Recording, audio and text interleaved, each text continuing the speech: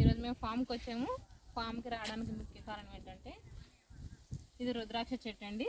ఈ చెట్టు వేసి 12 సంవత్సరాలు అవుతుంది. 12 సంవత్సరాలకి ఇది రుద్రాక్ష కాయలు వచ్చాయి. ఈ వీడియో మీకు చేసి చూపిద్దామని.